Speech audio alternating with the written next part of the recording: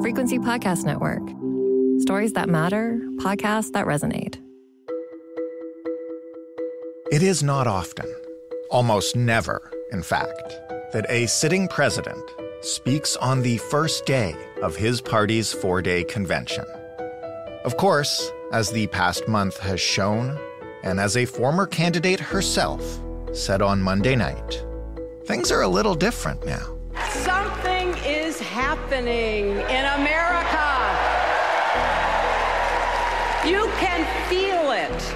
Because we know that Donald Trump would sell this country for $1 if it meant lining his own pockets and greasing the palms of his Wall Street friends. Let me know in my heart, when my days are through, America, America, I gave my best to you. When Joe Biden announced in July that he would not seek a second term, and Kamala Harris became the nominee set to face off with Donald Trump, a massive surge of momentum gripped the Democratic Party. But just how far does momentum really carry you? How long does it last? After leaping past Trump in the polls, is Kamala Harris now the favorite? If she is, has she presented any real policy to judge her candidacy by? When momentum stalls, as it likely will sometime before Election Day, what will Americans know about who she is and what she stands for? That's what's at stake this week in Chicago.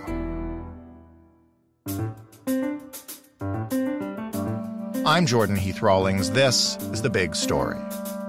Jonathan Weissman is a political reporter with the New York Times who, fortunately enough, happens to live in Chicago, where he is covering the Democratic National Convention. Hello, Jonathan. Hello. And yes, this is a very convenient convention for me. In fact, I only live about 4 or 5 blocks from the main event center, the United Center. So happy to be here. Well, that's perfect, because the first thing I obviously wanted to ask you about is just like, what's the vibe there like? I know, obviously, this is a huge convention for the Democrats. I know, obviously, there are protests that are going on outside of the venue. Just take us there for a minute if you can. Yeah.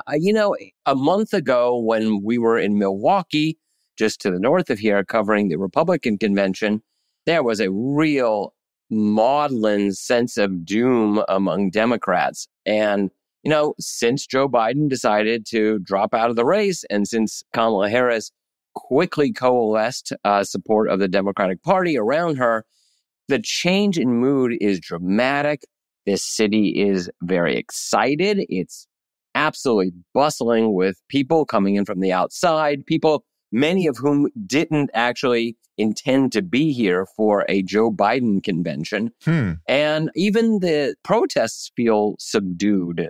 Yesterday, there were obviously quite a few people, but it wasn't terrible video or audio for the convention. It was fine. Democrats are, welcoming protest voices. They just don't want them to crash the party. So you alluded to it, obviously, the kind of almost unprecedented decision by Joe Biden to step out of the race and Harris's ascension. How unique is the convention that we're seeing right now? Like, what makes it so different from, as you mentioned, the convention people were planning for a month and a half ago or whatever? It is utterly unique. Last night we had a sitting president of the United States hand off the torch to his vice president, Kamala Harris. And it has happened in the past, but usually it happens when a president has served 2 terms and is either barred from serving or doesn't want to serve another term. Right. The closest analogy really in recent years is 1968, when Johnson handed off the torch and could have run for re-election, but Johnson had actually won a re-election in 1964, or an election. So, there's really no precedent for what we're seeing right now. And you heard it in Joe Biden's voice. He soaked up the adulation from the crowd, but he seemed pretty angry about the whole thing. And who could blame him, really?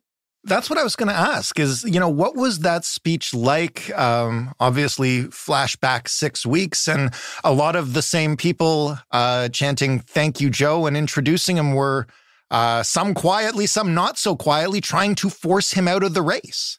Yeah, I think that the delegates and the VIPs in the hallway last night on the floor understood their role, and whether they wanted Biden out or didn't, they all knew that their job was to cheer him wildly, to try to make him feel good about the decision that he made, and to make him feel like he had left a real imprint, a legacy on the presidency and on the United States. But, the tone that I think Biden struck wasn't the happy warrior that we're used to seeing in politics.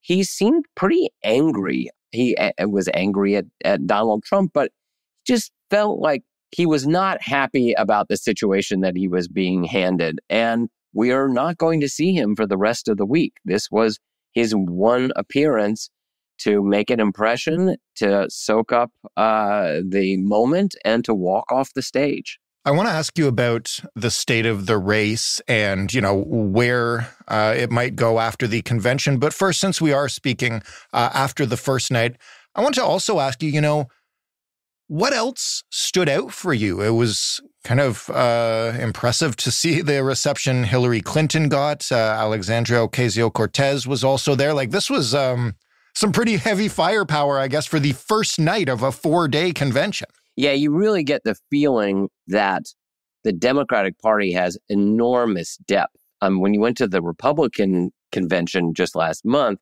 they had people like a former wrestler, Hulk Hogan, or a rapper. They're just aren't superstars in weight, because the people who used to be superstars in the Republican Party have been purged by the Trump wing.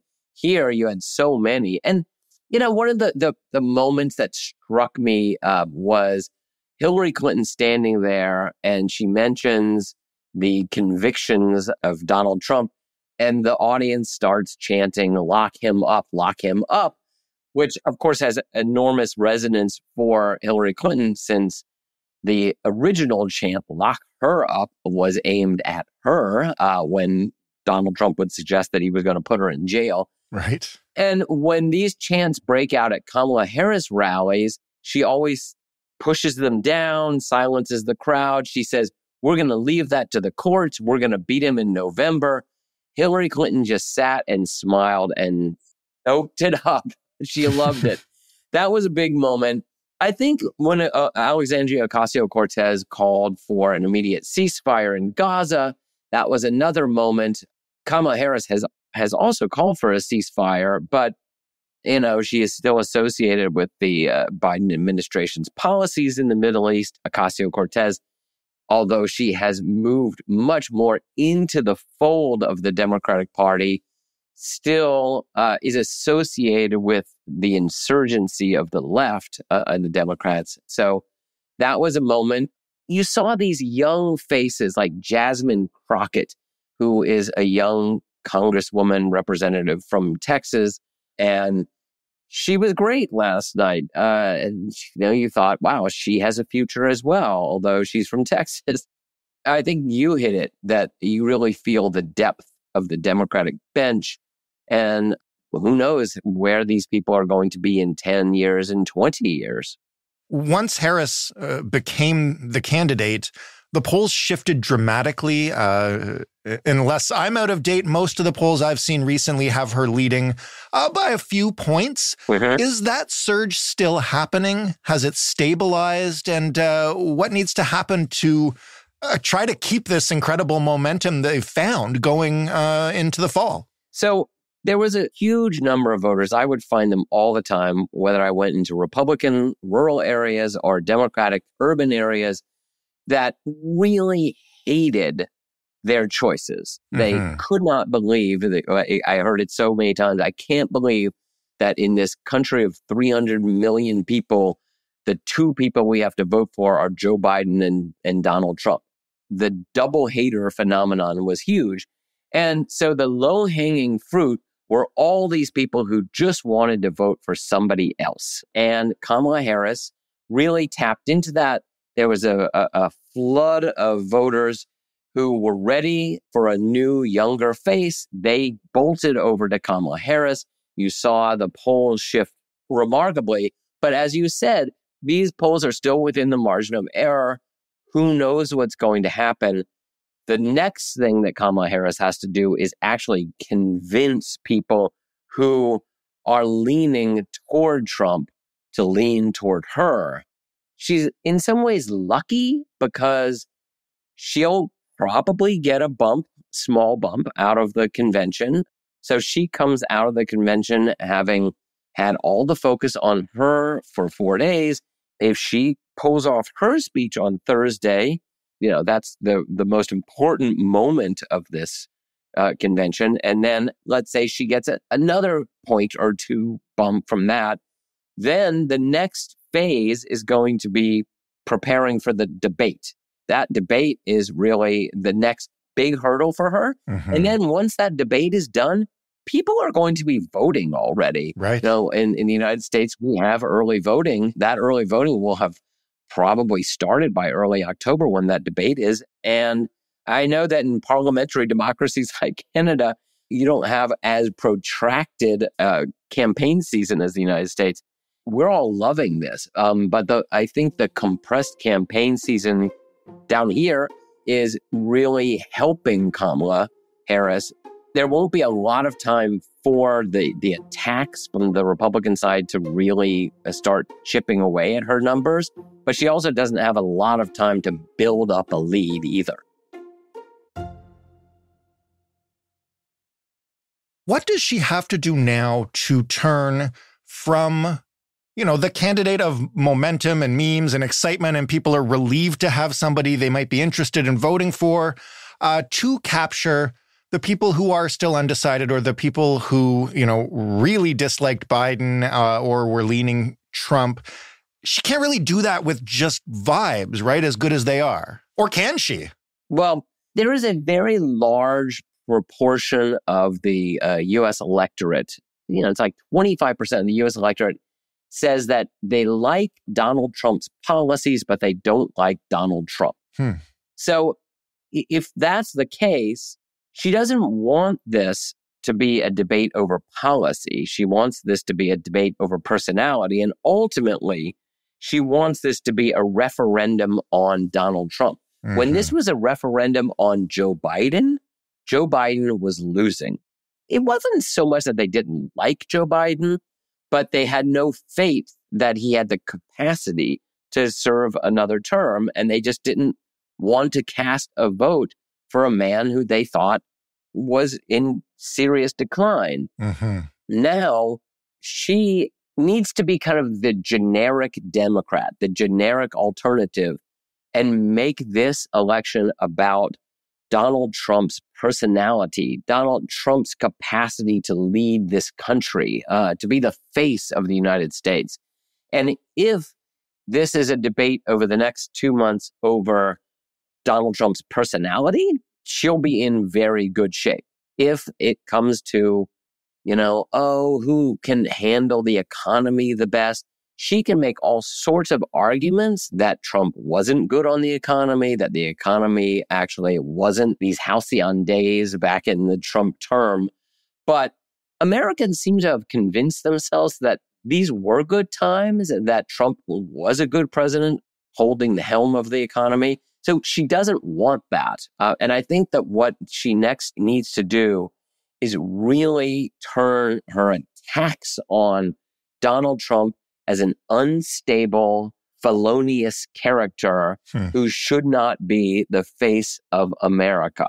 On the other side of that coin, if it is turning into a personality-based contest, how has the GOP, if they have yet, because the last time we talked to an American political journalist, he told us that none of the ways they were trying to go after Harris were really sticking. How have they decided to attack her? Have they found something that works? The Republicans know what to say about Kamala Harris.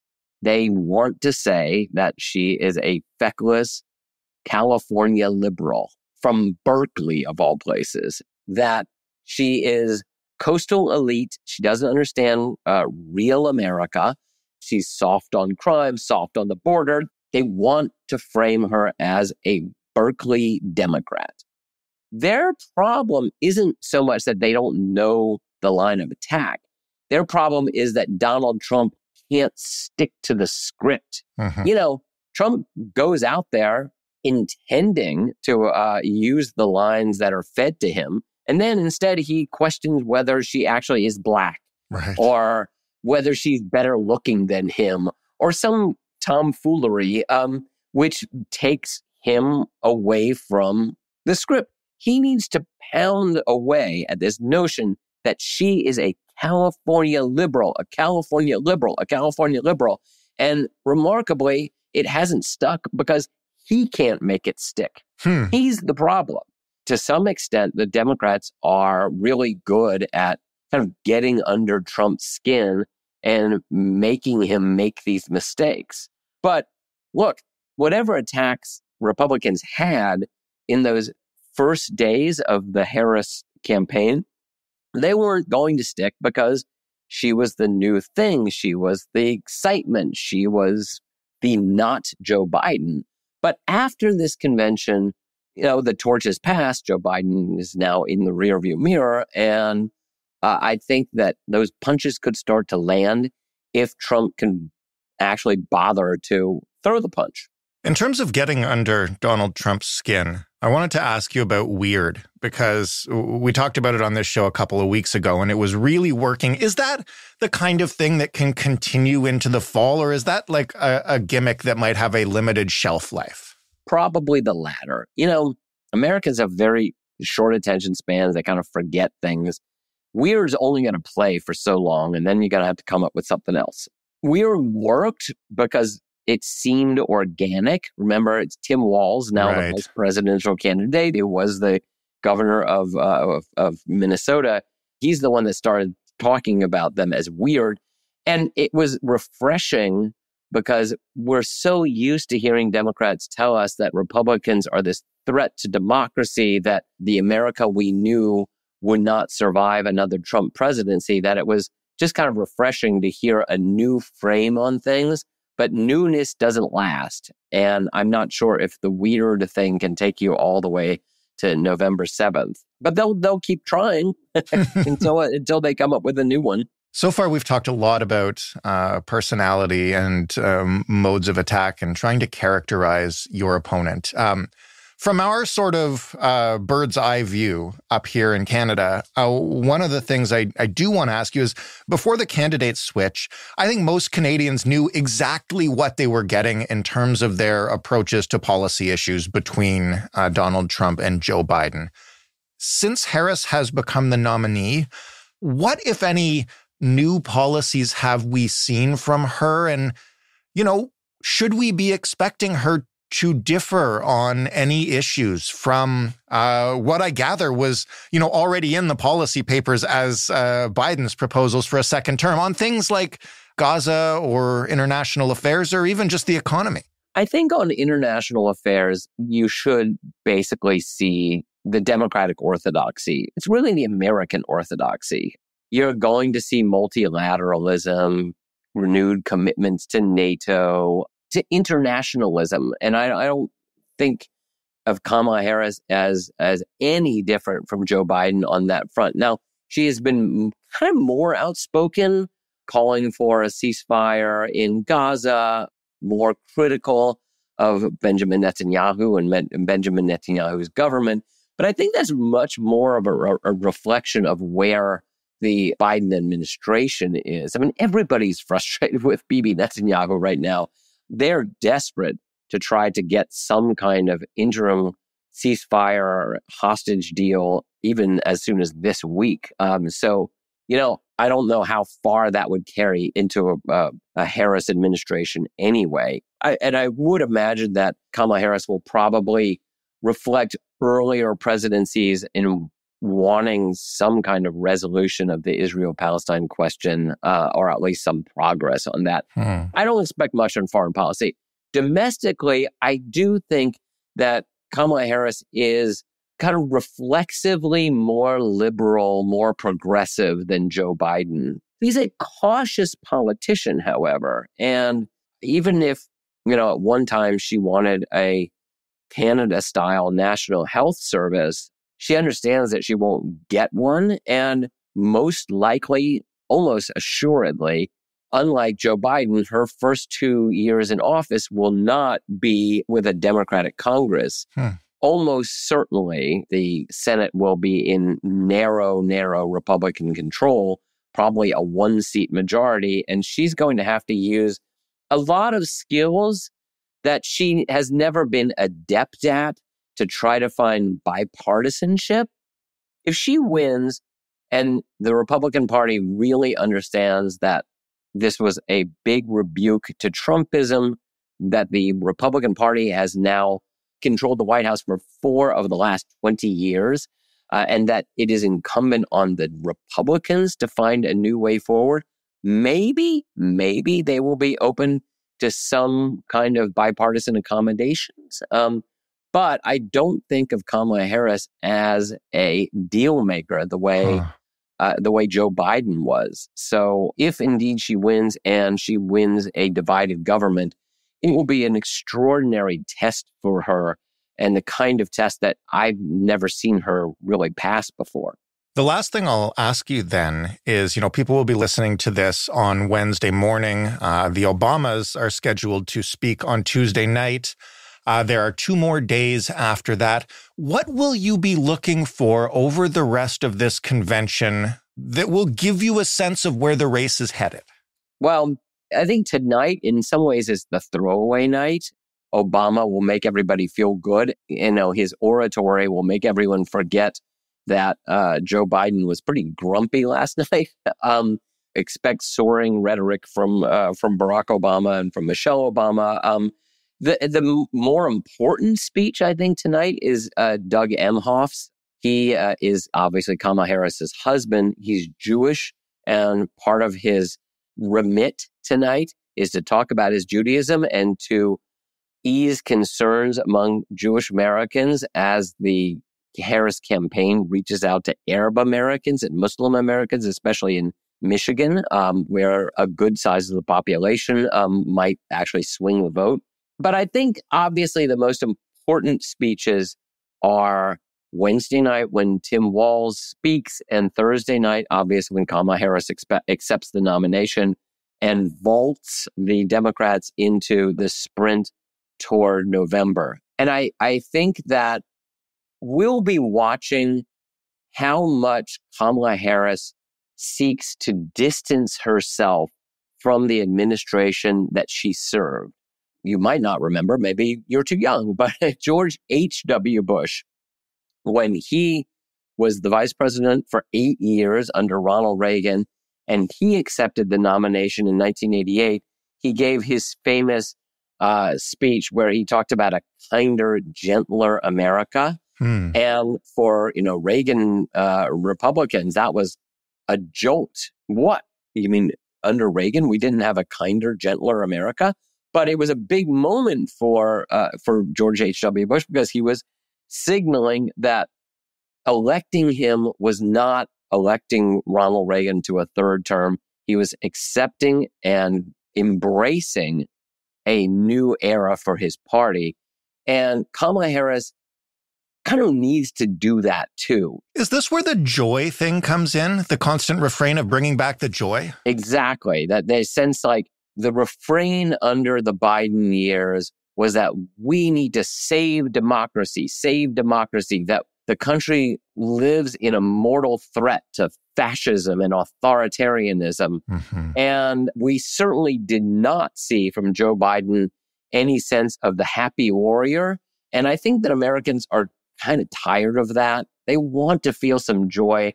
And I think that even just expressing that kind of enthusiasm, a sense that she's actually enjoying herself, that in itself would be a break in tone from the administration that she has served for nearly 4 years.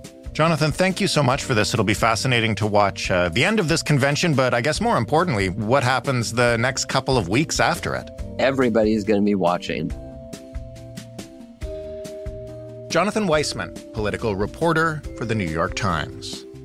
That was The Big Story. For more, you can head to thebigstorypodcast.ca. You can find all of our previous coverage of U.S. politics, and yes, there will be more as we head into this critical stretch, but not more than once every couple weeks. That's what you've asked for. That is what you will get. If you want to send us feedback on this episode, on how often we cover this stuff, or on anything else you like or hate about this podcast, we would be honored to hear it.